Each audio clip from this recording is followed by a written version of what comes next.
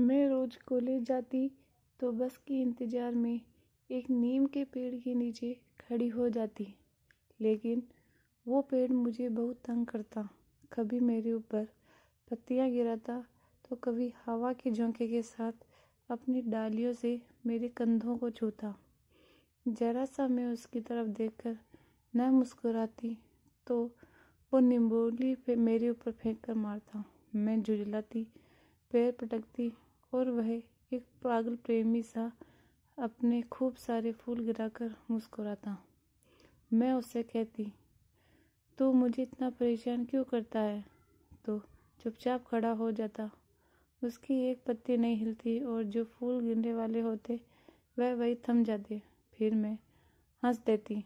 मुझे भी उसकी शीतल छांव और हवा में खड़े रहना बहुत अच्छा सा लगता था। वह मुझे रोज ऐसे ही खिंचाता और परेशान करता।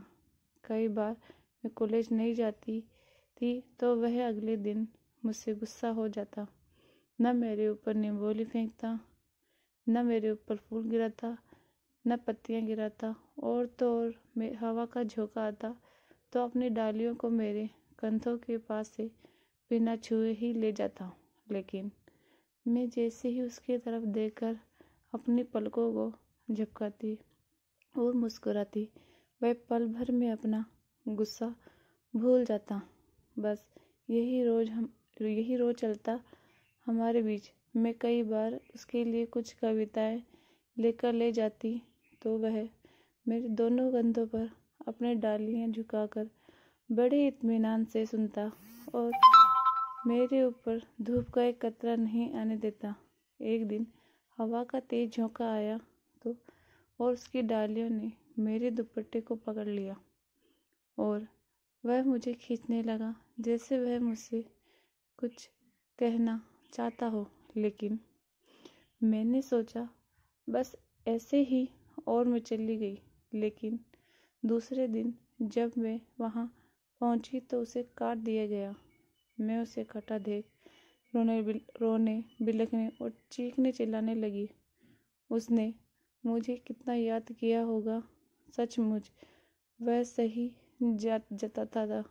तुम इंसान क्या जानो प्रेम। मैं उसकी तरफ कटी हुई डालियों को बाहों में लेकर रोती रही और उसे देखती रहती। मेरे जीवन से मानो खुशियां ही चली गई हो। मैं रोज धूप में घंटों बैठी रहती, कई बार उसकी डालियों को अपने ऊपर ओढ़ लेती, लेकिन अब वह डाली सूखने लगी थी। फूल तो अब झड़कर कब के सूख गए थे। हरी निम्बोली पीली पड़ने लगी थी और पीली निम्बोली मिट्टी में मिल गई थी। वह हंसता मुस्कुराता मेरा पागल प्रेमी धीरे धीरे दम तोड़ने लगा। मैं बस उसे देखकर रोती और कुछ भी कर नहीं पाती।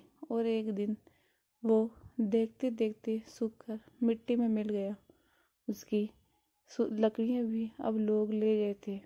उसकी मिट्टी में मिल जाने के बाद भी मैं रोज वहीं खड़ी होती और मानो मैं उसकी छाया में खड़ी हूँ। मुझे कभी धूप का एहसास ही नहीं हुआ, जैसे वह मेरे ऊपर अपनी बाहें फैलाए खड़ा है, मेरे लिए फूल बरसा रहा है।